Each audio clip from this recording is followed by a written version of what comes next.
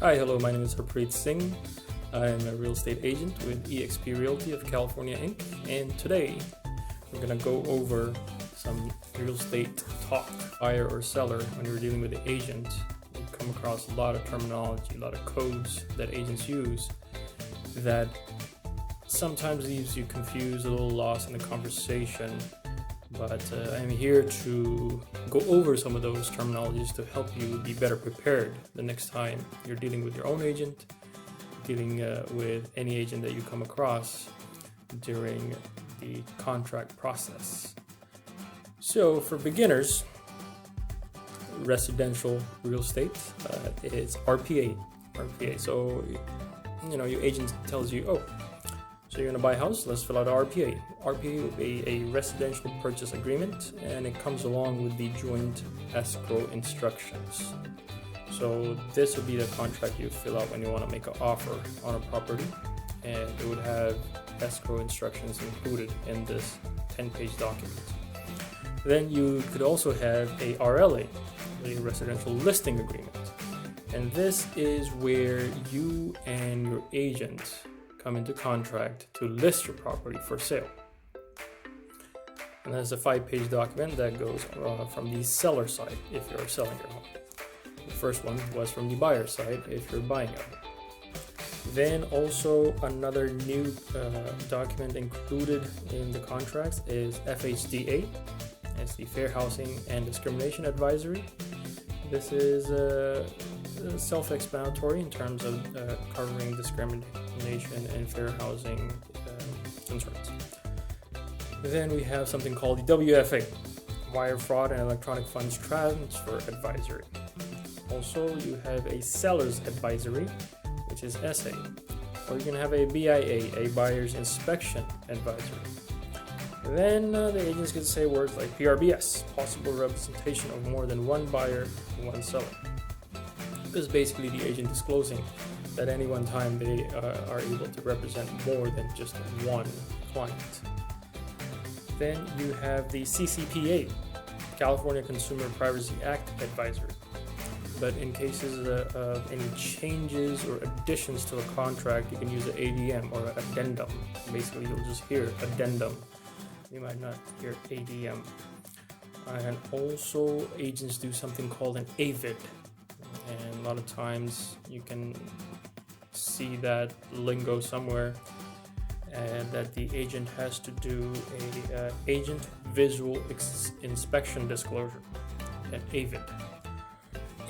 During the contract process, there could be negotiations back and forth before you come to a agreement. And so there could be SCOs or BCOs. SCOs are seller counter offers and BCOs are buyer counter offers. So these are certain contracts that get utilized if in between negotiations trying to get to terms that both sides can agree. There's contingencies, and at some point you have to get a CR done, contingency removal, in terms of being able to move forward towards contract closing.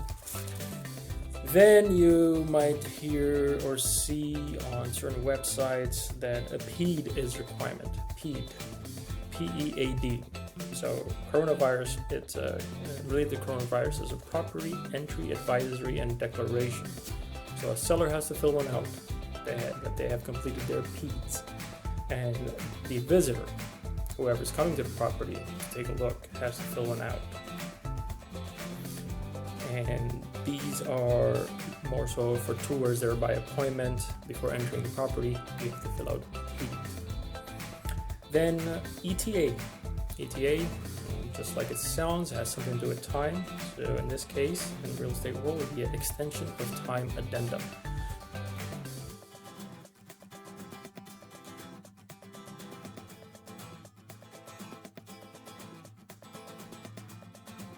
Then you can have the MCA added to the contract, and that's the market conditions advisory. And then at certain points, things like NBP or NSP can be utilized. these are requiring the other side to basically do a certain task or do something that's required of them before we can go to the next step. So NBP will be notice to buyer to perform, NSP will be notice to seller to perform. And I remember on my first transaction that we had to utilize one because my client and we were all ready to go, our contracts were in order, everything was dotted and crossed, and on the other side we were just not getting the proper disclosures on time for my client to make the decisions that they needed to make. So we had to issue one of these notices to the other party. So NBP, notice to buyer to perform, or NSP, notice to seller to perform. Then there could be, from home inspections and such, or without things would come up in terms of RRs. RRs are requests for repair. So this would be another document that I would fill out and submit to the other side to get certain repairs done. And then moving forward, other terms you can hear if you're dealing with land properties, VLL, it could be vacant land listing agreement. If you're selling a vacant land, you'd use a VLL. And also if you're buying a vacant land, use a VLPA. Just like the RPA that we start talking with, residential purchase agreement, the VLPA is the vacant land purchase agreement. So you want to make sure that you use the right purchase agreement to make your offer. If you're dealing with a vacant land, use the VLPA. If you're dealing with a residential property, then use the RPA.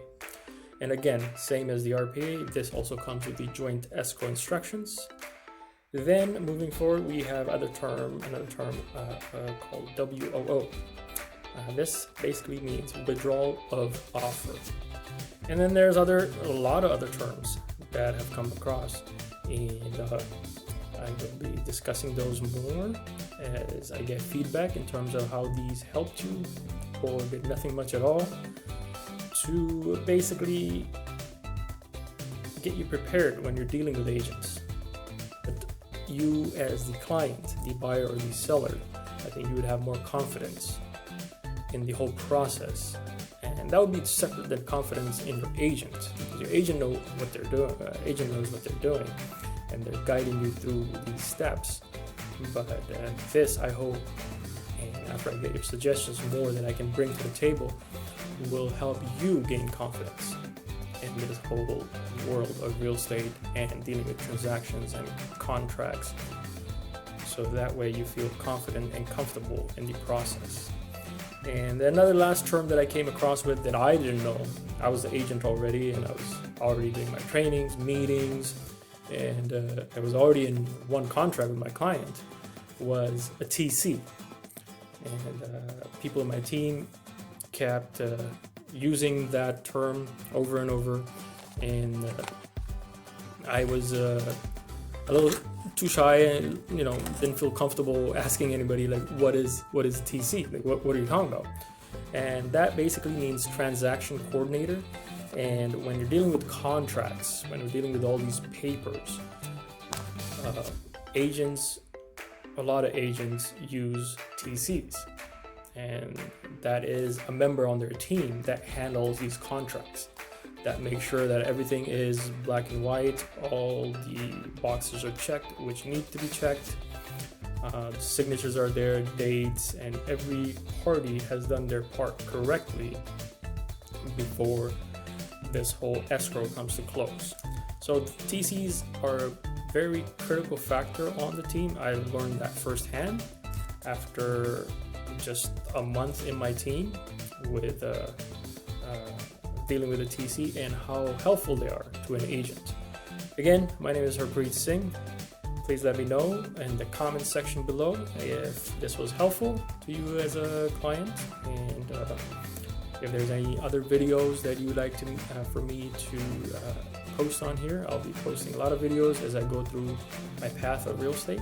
And please don't forget to subscribe and type in the comment section, I subscribe. That way I know who you are and I'll be better able to answer questions, concerns as they come up. Thank you very much. Have a good day.